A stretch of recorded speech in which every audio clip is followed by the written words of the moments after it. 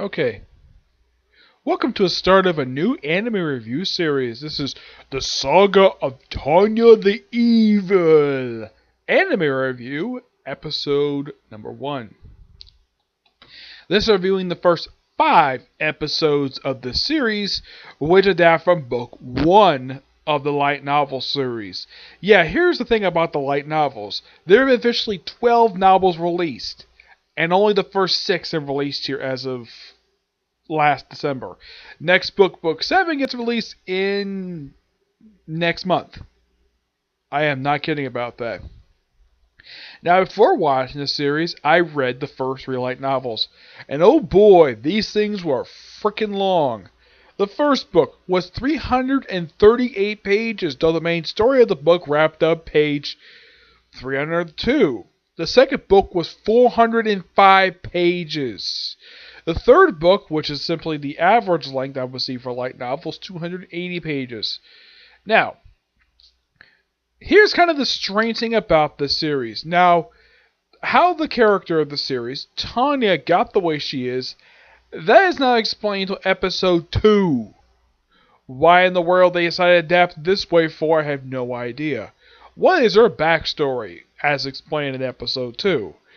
Basically, she was originally an unnamed Japanese salaryman, basically a male manager in an office job who really had ambitions for higher position, means more money. That's basically what he wanted. So, basically we see him basically fire a employee who was what he described as pretty useless. So, he's basically explained like, yeah, and the guy didn't like it so much, he shoved him off a train platform and had him get run over by a frickin' train. Though, while this is happening, the time freezes. And he talks to a being who thinks he's God, and he refers to as Being X, and didn't like the fact that he is not religious, and he wanted to basically give him a chance of reincarnation. So, reincarnated in the form of a girl in another world, where it's an alternate version of World War I Europe, more specifically in Germany. Yep, frickin' Germany, referred to as the Empire or the Reich. Yep. Yeah, and no, this has nothing to do with Nazis at all. Yeah, now present day stuff, before they go back to the one set where he was Japanese salaryman, that was set in 2013. The main story of the series takes place in the early 1920s. Real life history, basically that was a good financial period when it comes to world events, up until 1929, where the world entered the Great Recession. A very terrible time for the United States because the stock market crashed in 1929. Yeah, when Herbert Hoover was president. But this is basically an alternate world. Germany is referred to simply as the Empire, and it's implied that we're kind of in the middle. Now, first we see her basically as a baby. And then we jump ahead about, basically she comes to be in 1913. And at the age of 9, she joins the military. I should point out, though, in real life, 9-year-olds are not allowed to join the military. I highly doubt that you're allowed to do that in frickin' Germany. And by the way, normally, the only way to get, if you're at that age and you want to get in the military, you have to lie about your age. I've seen this a lot in fiction. But nope, Tanya, basically, who's got magic abilities, decides to enlist because she has nothing else to do. Join the military at the age of 9. And she basically, over the course of the next 2 years, trained and rises to the rank of warrant officer, as explained in the prelude. And after completing a successful battle, she basically gets a medal, and later on gets promotion to second lieutenant. By the way, she gets promoted several times over the course of the first 5 episodes. First, she starts out as warrant officer, this is chronological in episode 2, and then she becomes second lieutenant, first lieutenant, captain, and then finally major by episode 5. Yep, and this is an adorable 11-year-old girl. Voiced in the English dub by Monica Rill, who does, in my opinion, a really fantastic job voicing the character. Yes, I did mention this character in the It's a Quartet series. That was the first time I got counted with this character, and I got so interested in basically watching this particular series from that one that I decided to check this out. And from what I can tell, it's pretty enjoyable. If you ever read the light novels for this series, it's kind of like reading like a basically a fictional war epic. Yes, basically it's World War One fiction. Yeah, basically about battle strategies, formation of battalions, stuff like that. Stuff you see in military fiction. A lot of the time, American fiction. I don't see much for now. Here's kind of the thing. The titles for the light novels is daily. Why? Because titles well translated to in German. Yeah, the first book called Das Vault, which means God will. Yep, that is the name of the first book of the series. Oh, and fun fact, it's also the name of the third episode of the series.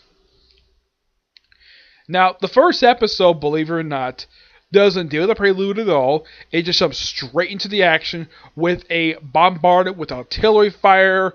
And now, here's kind of the thing. Because it's alternate World War One. Now, they still have the regular, like, guns they had back then. The uniforms are correct. But here's something interesting, though. Because this is the world of fantasy and fiction, we actually have soldiers who fly, thanks to a combination of science and magic. Yep. And praying to God basically activates certain devices. Excuse me. Also turns what essentially put is a bolt action rifle into a basically kind of like laser pistol, kind of like the phase rifles from Star Trek. Yeah, where it's like massive bombardments. And these are magical battalions, as they explain in the series. The main character, Tanya. Yes, that is her name.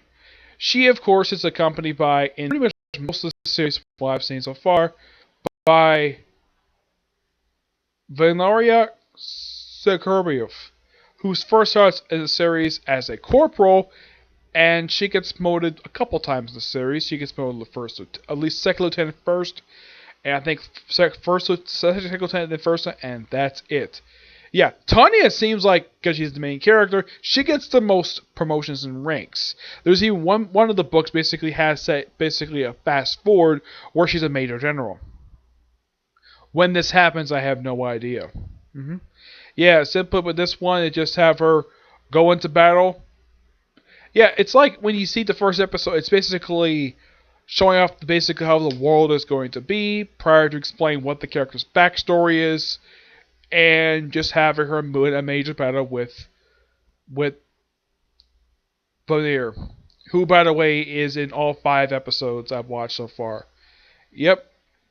And and here's something I thought was quite interesting, though. It was Tanya who recommended her for officers training, which I thought that was interesting. Of course, now here's the thing: when you first start off the series, she's already second lieutenant. Though in the case of episode 2, which is chronologically, if you put it, the first episode of the series, she warrant officer first, and she gets promoted. She gets announced as she's been promoted to second lieutenant when she's in the air. Yep. By the way, how they get these soldiers in the air, basically have sort of this metal boot that allows them to fly, and kind of like jetpacks. But that's how the series is, and by the way, in case you're wondering if this happened in light novels, oh yes. And by the way, in case you're wondering, by the time the 5th episode ends, we're already into book 2 of the series. Yep. And we see her basically, after she gets promoted to first lieutenant, she goes to war college, where she studies, and she basically goes to classes carrying her rifle with her, which after every class apparently she cleans. And then she also goes to a coffee shop where she enjoys the food there, and she later is seen at the library where she meets Hans. Yes, Hans. A lieutenant, a general, which is like, yeah, better not basically make him mad. Hans von Dietor. That's the guy's name. We also have a character named Eric von Bruten, who was voiced by J. Michael Turnham. By the way, fantastic job this guy does voice in this character. And like with Tanya and Warner, he pretty much appears in all 5 episodes I've seen so far. He's probably one of the few characters who appears in like all of the episodes. And a lot of the time you usually see at the base, he actually meets Tanya once in episode 5 of the series so far anyways. Yeah, other 5 episodes he'll meet her once in episode 5. He does know a little later on, in case you're wondering why in the parody series it's a quartet, why they know each other very well. Well, it's implied they're friends, but here he doesn't really trust her because basically when she was in training officers, she basically was known for being very ruthless and threatened to kill a man for disobeying direct orders, and also basically blew him out of a freaking wall. I am not kidding about that. So, after meeting with Hans, basically discussing about now the whole conversation between her and Hans is completely accurate to how it was depicted in the original light novel. I think this happened in chapter 3 or 4. I don't remember which one it was, but it did happen. But it's like the people who did the dub for the series, it's like they read the light novel and just basically almost the exact T brought every single bit of this conversation. This is of course English. I'm sure it's probably similar how it is in English sub, but yeah. Like talking about having a world war, forming a magical battalion, so without wasting resources. Hans basically agreeing with her thesis.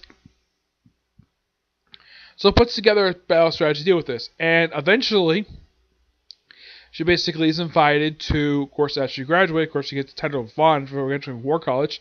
So she's invited to have dinner with him and a colonel. And she's sitting in a high chair. I am not kidding about that. A high chair for an 11-year-old. Not a joke about that. That seriously is... That I thought was kind of interesting. The fact that she was given that high of a chair.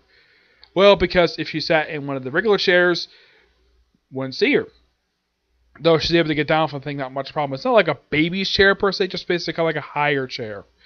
Yep, and she's basically been given a proposal she gave to form the 203rd Magical Battalion.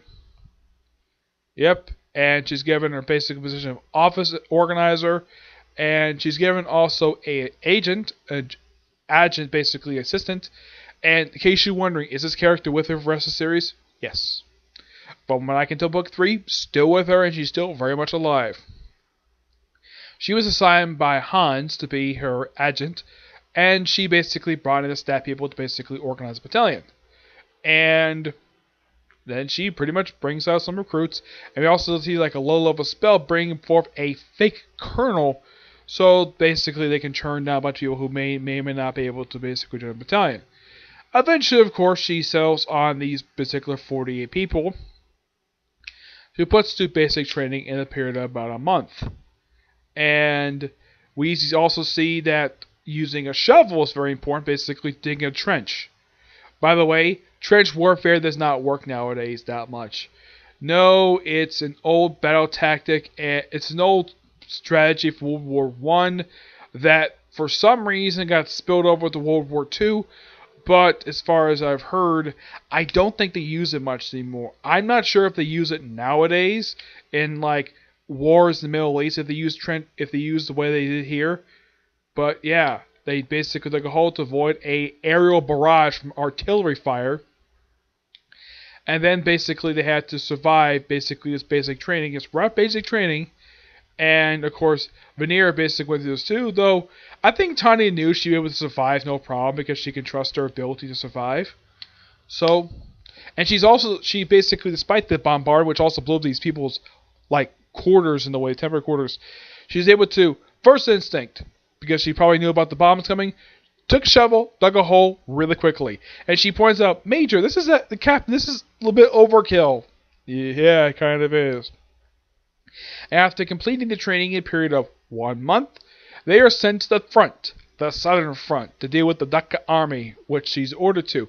Also, just north of Dhaka. Yep, that's basically. Well, I can tell if you look on the map of this they show in here. It kind of looks like it's not Turkey per se. It kind of reminds me of Yugoslavia, possibly whatever country that is. I'm trying to think. It's not Greece. Uh, it's, it might be Yugoslavia. I'm not really sure. So they go there and they confront the three battalions that are there. And she points out though during the, and of course they open like really three battalions, like okay, so her battalion simply takes care of them really easily, and she thinks so, man, this is way too easy, and then she just happens to come across a actual base for them, steals some important documents, so basically when he gets to camp, they kill everybody but the commander. And they basically tie him up, and then they take one of the corpses lined with explosives, and they're like, okay, let's go attack their capital. Because we're here. Why not? They fly to the capital, but according to international law, we can only attack the weapons factory. We can't do any air attacking but that. So, they give a warning, and apparently Tanya decides to volunteer to do it, and she speaks with like a child, like, hello. We're going to attack your thing. And of course, they arrive as a joke. And then they open fire, destroying the factories. Like, and of course, they go, job well done. Let's go home. Just like that. Yep. I got to say, pretty interesting set of episodes. And I'm thoroughly enjoying this. Yeah. Oh, yeah. And also listening with Bean X, who shows up now and again in the series to basically taunt her. Yeah. But I'm thoroughly enjoying this series, and I can't wait to watch episodes 6 through 9. That'll be episode 2. 3 will be the final 3 episodes of Air Survival for the series because it's probably demanding of season 2, and of course 4 will be the film. Yep, the film. And I'm also going to do a 5th episode, basically doing the Keppa shorts. Yeah, I'll watch those after watch this series is over with.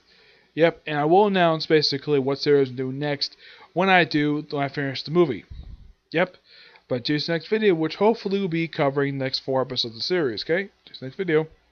Bye.